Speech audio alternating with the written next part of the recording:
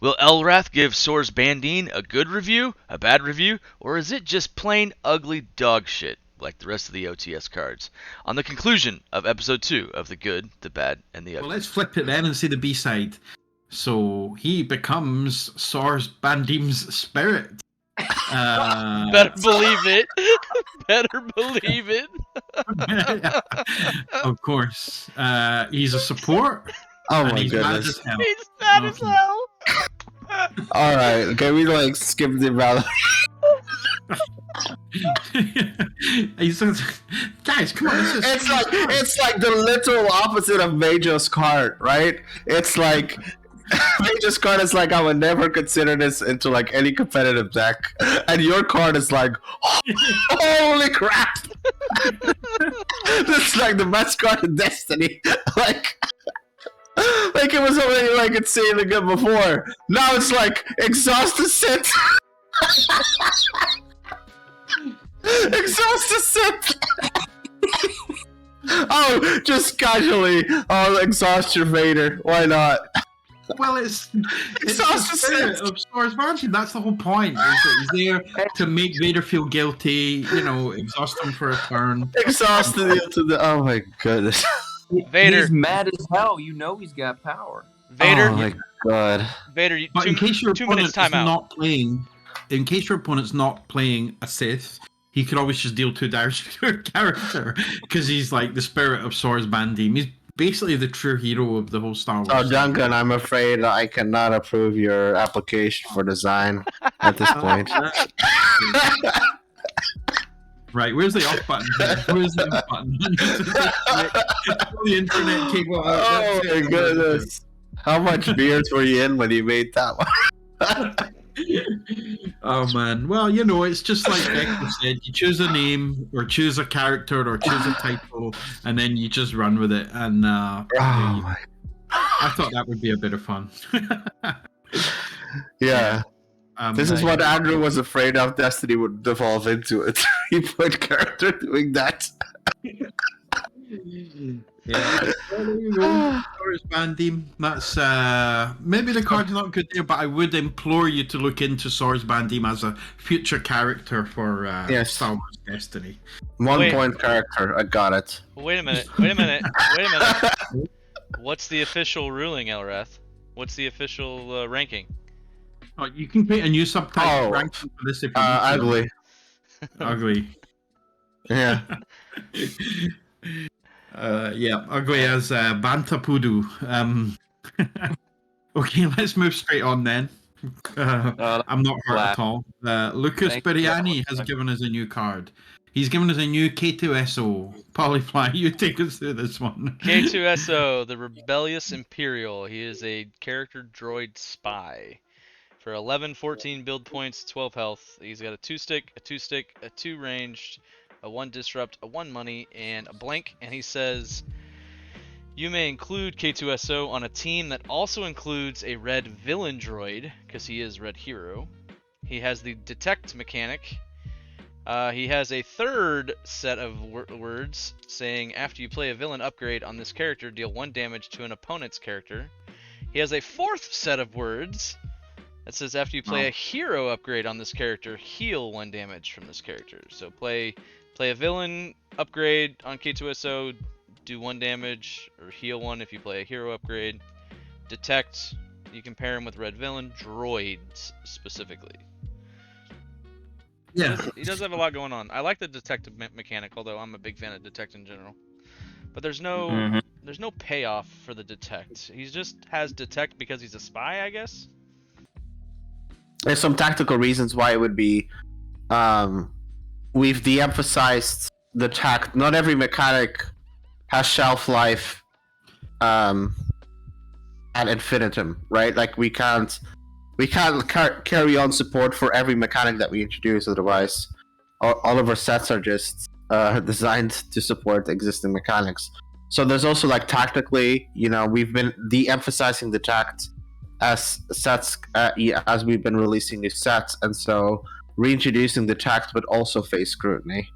And then in general, like outside of all of that, there's also like a lot of different things going on with 2 after abilities, which is also, from a complexity standpoint, quite a bit. Because this card has 3 after effects.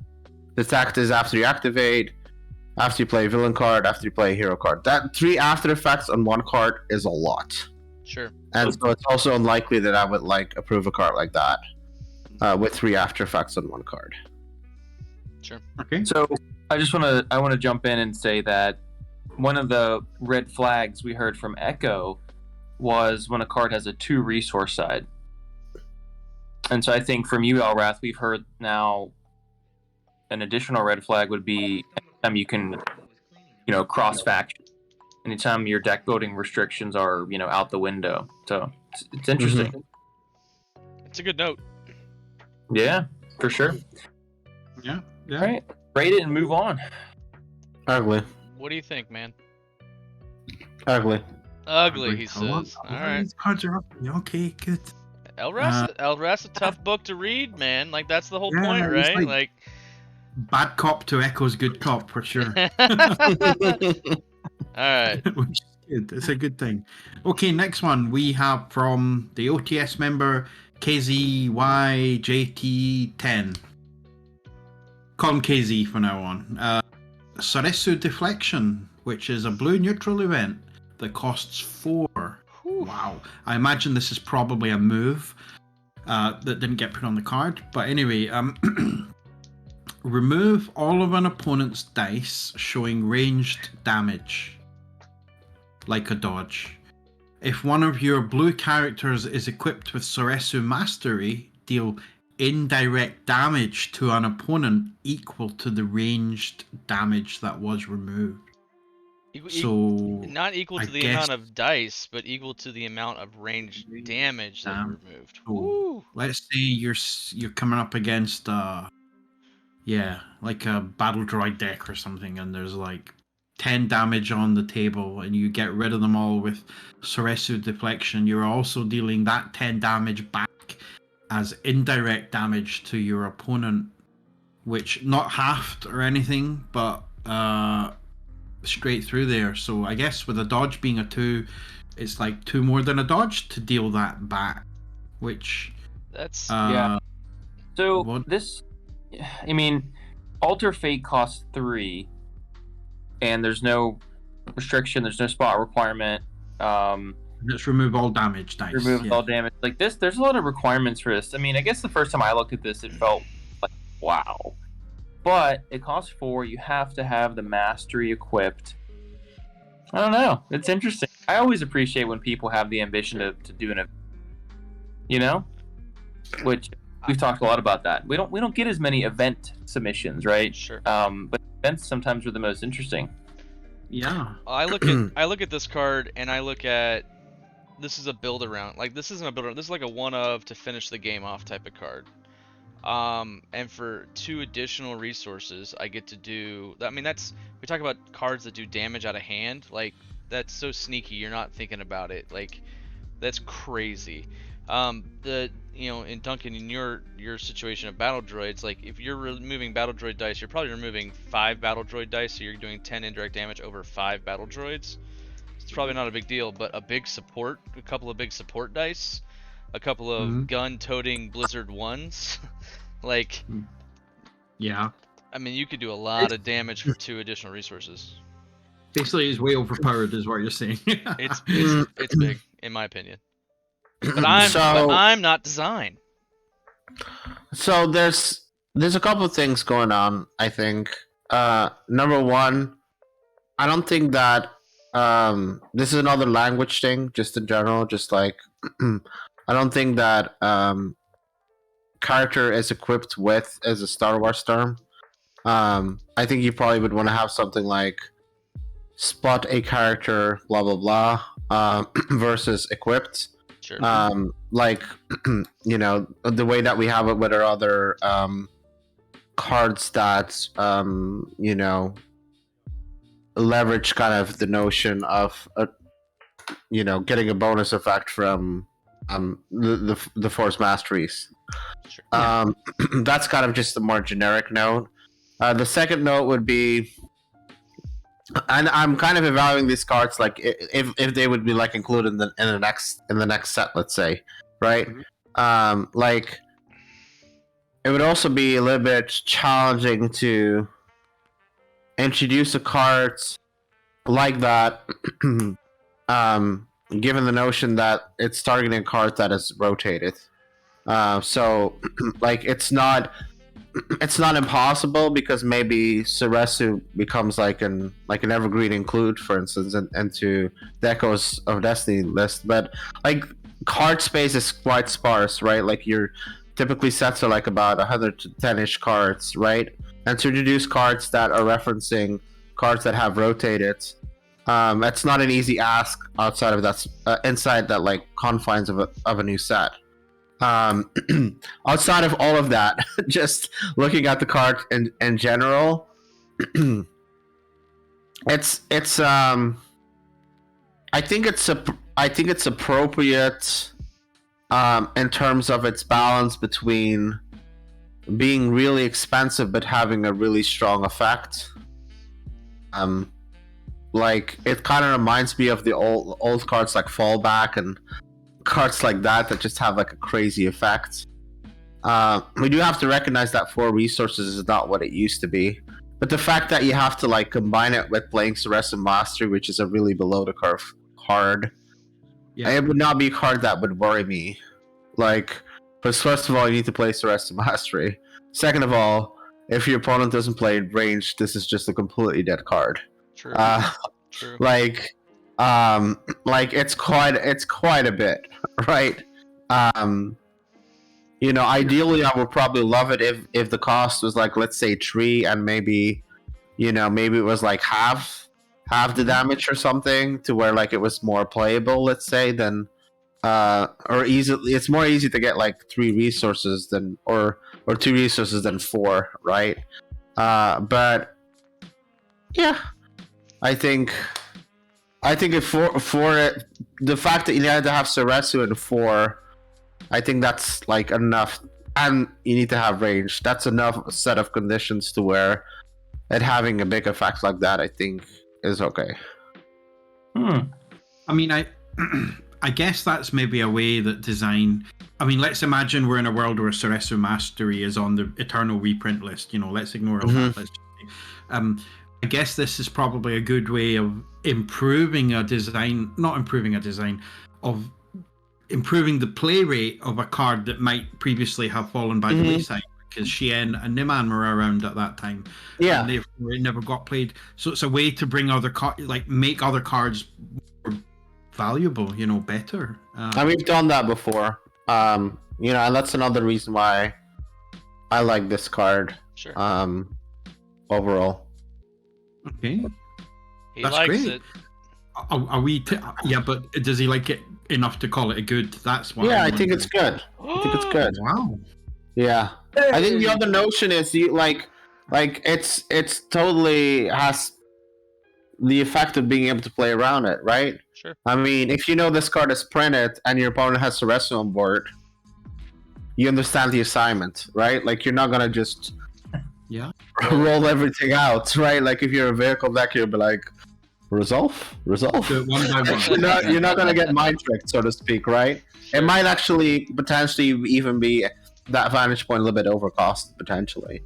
As crazy as that sounds. I mean, but then again, like maybe if you're a deck that's like characters, like you're a character with like Mando type of character, right? Then you have no choice but to roll out and just to get punished in the face. So yeah, it's a good card. Good. And if you play Ceresu Mastery on Sors Bandim, you're playing that for 1 cost anyway on Sors Bandim, so it maybe makes Sors Bandim a better. He's And then play like Barrel Lars and play this card for 3. Got it. Yeah, Okay. yeah, exactly. The next try. Okay, well that one's good. So well done, KZ. Let's get on to another card by that Wookiee Smell has sent a card in. We got 2 left. We're in the home stretch here. Great. Thanks for being so patient with us, Elrath. We got Satine. I'll read this one out, I think. It's a big one. Yeah. No, Paula, you take us to this one. I read the Okay. last one. I don't know where. Well, this one is from the Wookiee Smell. That Wookiee Smell. Satine Kreis, 19 health for 25, 29 build points. Character leader. After setup, if this character is elite, or when the upkeep phase begins, place 1 resource on this card. After you activate this character, roll in a set-aside Mandalorian Super Commando into your pool equal to the number of resources on this character. She brings backup muscle. And she has a non-blank die that's 2 range, 2 focus, 2 shield, 2 discard, 1 money, and 2 money. Doesn't matter what the dice cards are, because in turn 3 you're getting 3 Mandalorian Super Commandos. Yep. And turn 4 you're getting 4. And you're not even removing the resources off the character to do it. You just stack them up every turn. Yep. Yeah. Okay. So it's got a little bit of an Akbar feel to it. Yeah. Sure. You know, an impending doom. It's a trap. And I guess that Wiki Smell has valued this dice at 4 team building points.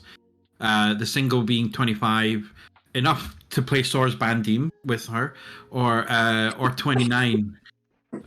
So he's given a 4-point cost to that dice. So maybe you can tell us what you think about the cost of the dice as well when you come to evaluate the card. Elrathion, what do you think? I need a little bit more time. Okay. Actually, somebody else can start. I need more time. Well, Yes. It's got 2 resources, man.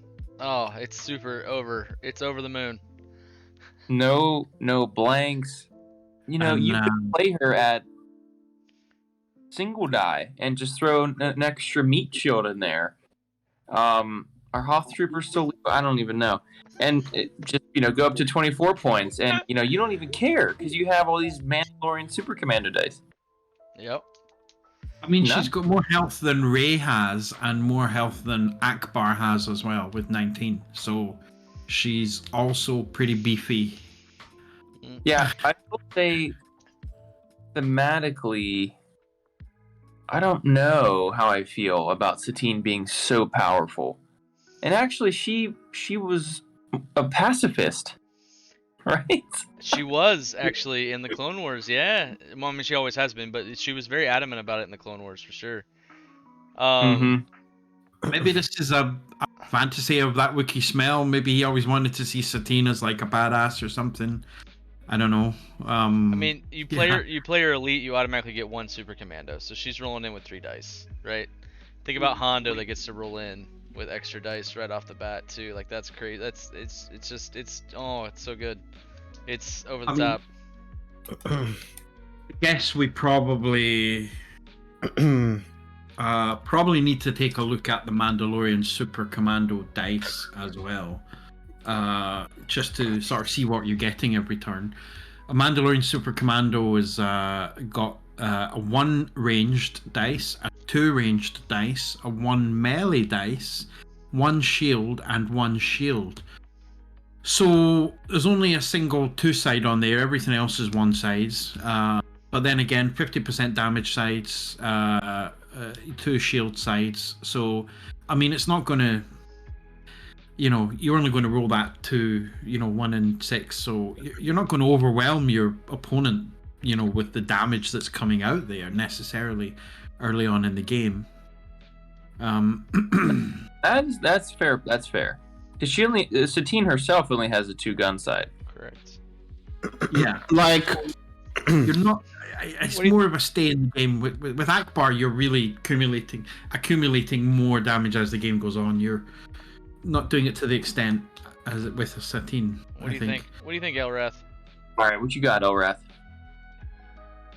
it took a little bit of digesting time to think through it. But initially I was a bit laughing. I was like, "Whoa!" But I was thinking about it more. I think she's she's actually like certain. Obviously we want to be careful with. I mean, the bigs are always like hard to balance, as we have seen. Ray's been like really hard to balance. Akbar back in the day was hard to balance. Mando's been like hard to balance.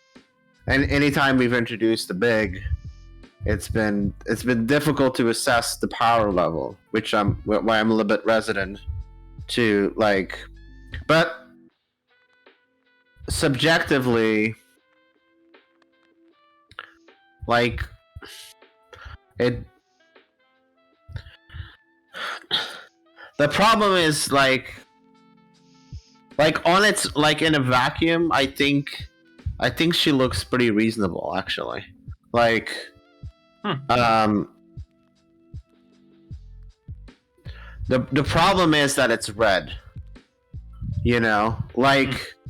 Like if she was, let's say, like yellow. I mean, I'm not saying that I would make her yellow because I mean red makes sense. But like the fact that she's red.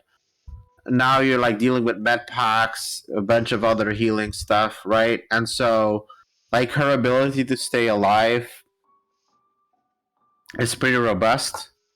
And so that's certainly going to be a factor overall, like in her evaluation.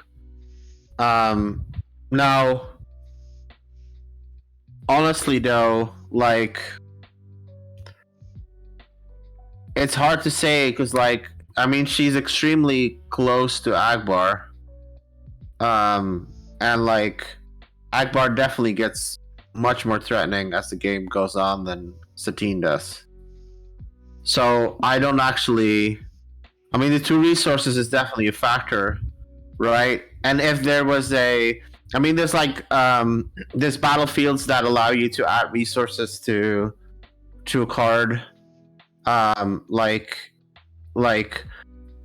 there's like you would have to like look at the card pool and just make sure you didn't miss anything in terms of the ability for her to like scale her up further, and all of a sudden she's rolling an excess amount of Mando dice.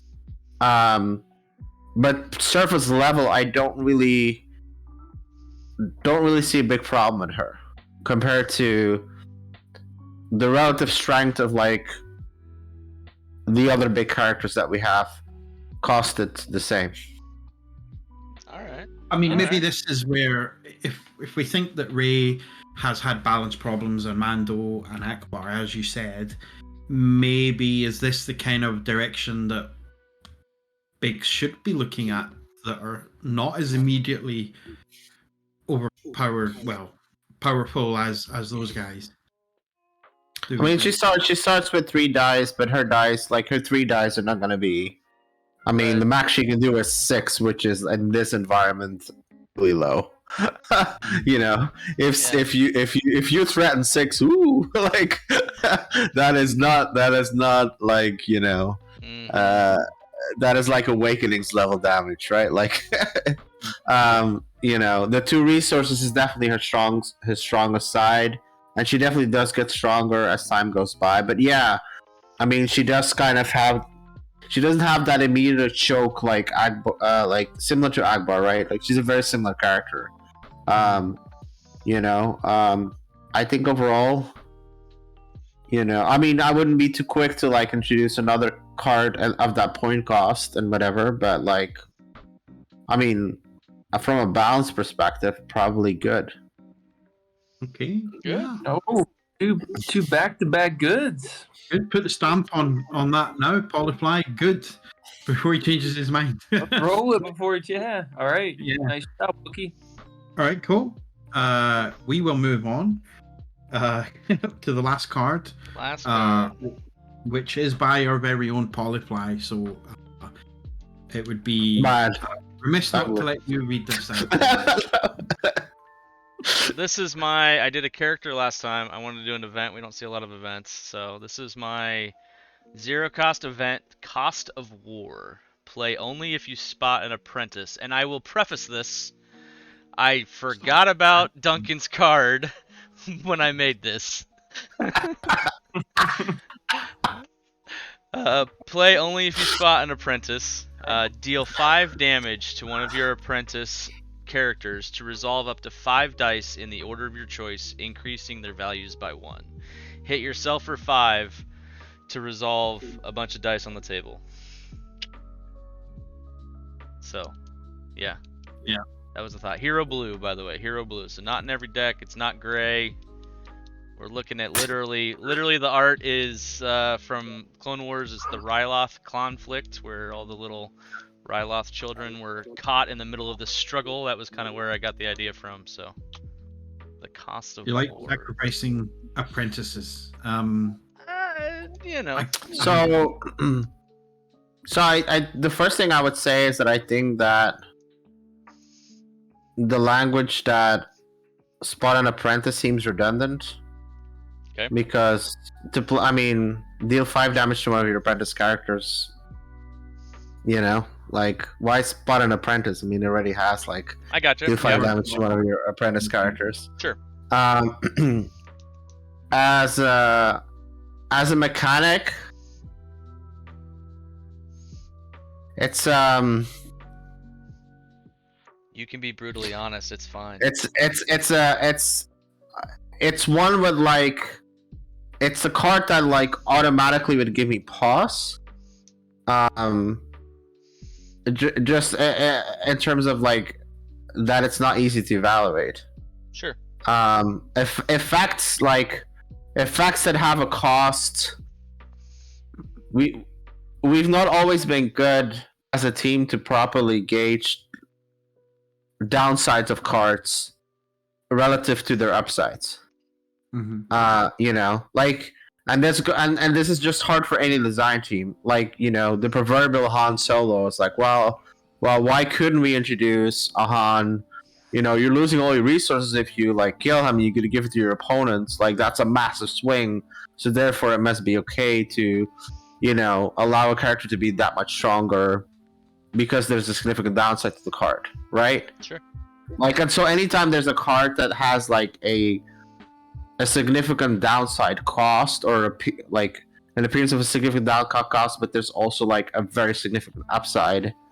Yeah. You know, now we're just kind of like, we're like, okay, hold on, let's take a break. Let's start to think through, like, you know, what is the relative effect of this? Like, it's a 0 cost all in.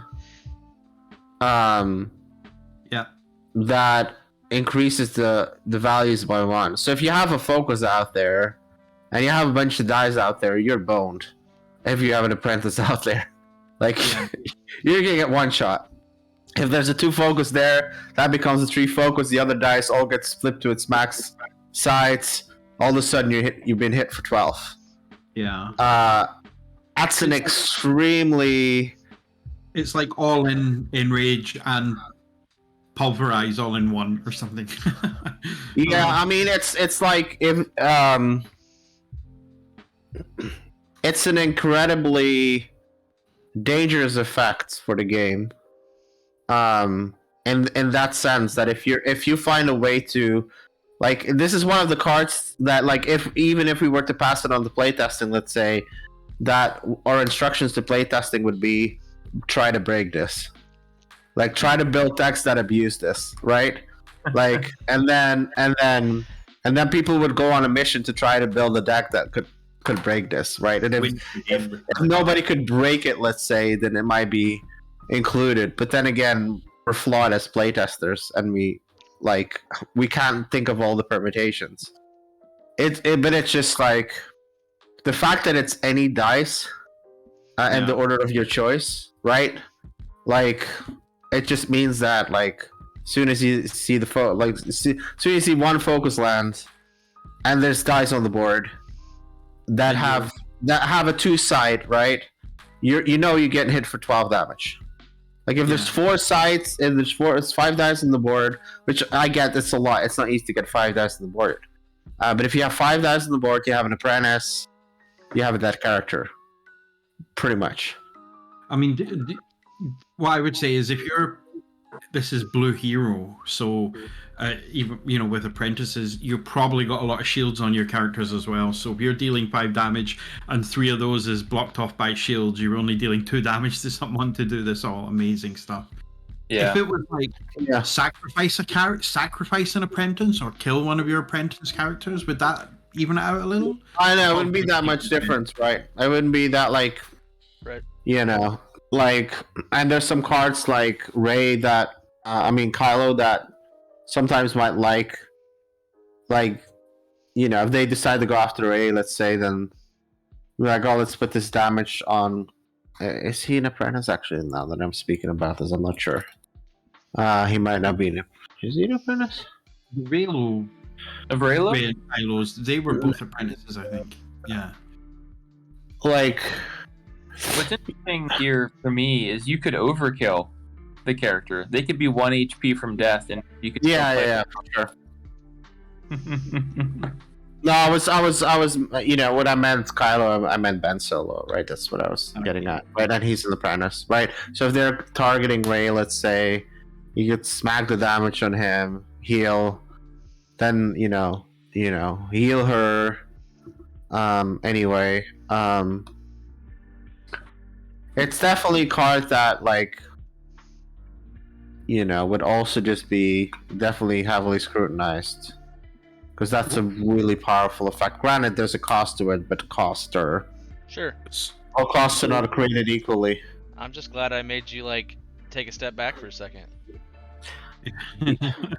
Well, the Vika evaluation of this card would be, Vika likes to say, either you don't play a card, right, or it does crazy things. That would be the Vika evaluation, right? He would say, this card reads, resolve 5 of your dice in the order of your choice, increasing the value by 1.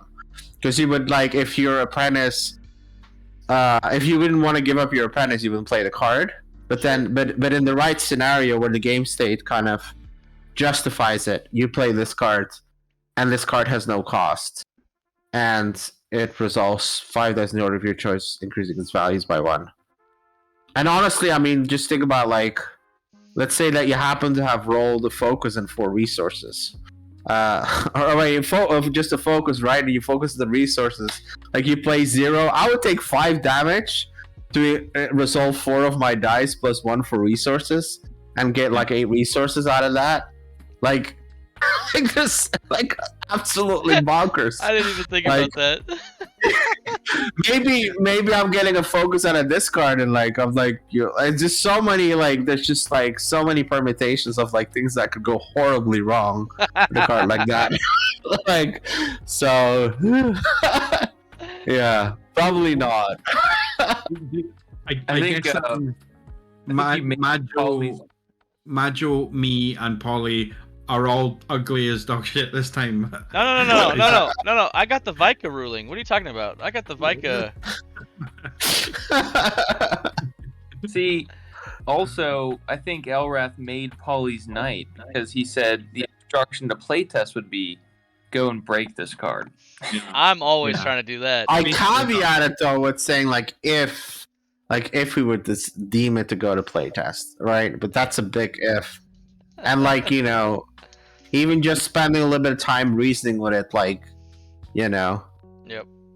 Several of the design team would have to heavily push me to because it's not it's a conversation with all of the designers. It's not just Sure. If everyone said this is a great card, you're wrong, Elrathion, I'm not gonna be well, I'm the design lead, so therefore, But yeah, it would be very unlikely that this card would be passed the playtest as is. Well, you need to give it an official ruling then, so we can stamp it with that Ugly. seal of disapproval. There you Ugly, yeah. Thanks, Elrathion. Excellent. Sure. Well, I'll ask you, before we say our goodbyes, I will ask you then, so the cards that you reacted most positively to today were Leia Organa by DJ Claro, Until you found out Rebel Traitor had designed Rebel Friend, you seemed to quite like that. And then KZY also gave us Saresu Deflection. So I don't know if you can remember all of those cards, but if you were to pick one card that you would like to stand out as the card of the week or card of the episode, which one do you think you'd like to choose? Saresu Deflection. Saresu Deflection. Well, our new member to OTS, KZYJT10, will be very, very pleased with that. And we're pleased that we got some cards through that were not given bad or ugly ratings. He's a tough book, man. He's got a big job on his hands. This is how he does it. Yeah. Well, part of the context with this is that, in the design process, we have very creative people, and it's not uncommon for us to have 400 submissions of different cards, right? And if we're not highly judicious even in the selection process and highly critical, we'd just be wasting playtesters' time left, right, and center. And it's still things still slip through, right? Sure. But you have to definitely have some lines in the sand and some limitations, and the buck ultimately stops when we with some cards, and and definitely as the more sets we create, the more there's been times where I've been had a very strong intuition that this was going to be bad, but everyone was it's okay. And then 2 weeks in, everyone's complaining about it, and then it's so you learn to over time, you learn to more and more to be more vocal about your concerns over time, other than just keep them at the back of your head. And so, well, that's good. I mean, that's good that you've given us that reasoning or why creatively you need to be strict. You need to have barriers that you stay within, otherwise it becomes a free-for-all, and then the game's broken, and then no one wants to play the game anymore. So I guess that's we all rely upon you guys to be good gatekeepers into what card designs get through. Yeah. So I would always say everyone can come up with ideas, but coming up with good sets that are cohesive, that create interesting metas, that are internally balanced, that's where the difficulty lies, right? Yep. Because literally anyone can nobody has a monopoly in good ideas, and there's been plenty that are could totally, even from tonight, that could totally, with balancing, could make it into sets at some point. Yeah. Sweet. Cool. Awesome. Well, thanks again, Elrathion. We had a great time. And, Thank you. Thanks for giving up your. Feels like we've been doing this for hours, but we'll see what we can get it edited down to. So, it was I had a great time. I think we all learned quite a lot. We look forward to hopefully doing this again. Yeah, absolutely. And, getting some more tighter designs. I mean, I will say one thing before we go, because everyone can see on the Censors Discord the good, the bad, and the ugly channel where people submit their cards, and everyone, please feel free, just keep submitting them. We're all looking at them, and even if they don't make it on the show, there's plenty of people there commenting on them. I can see that the design is already getting a little bit better from having watched episode 1. People are thinking about the character count that goes into the cards and about their verbiage and their language that they're using and stuff, and they're slowly getting better. So, even though we're all having fun here at our expense, then actually I think people are learning from you guys. So, that's great. That's what we like. Yeah. Okay. Sweet. Well, I'll say Great time, guys. goodbye again. Thanks a lot. And thanks, Polly and Majo, as well as Thanks. Elrathion. And see you next time. Cheers. Thanks.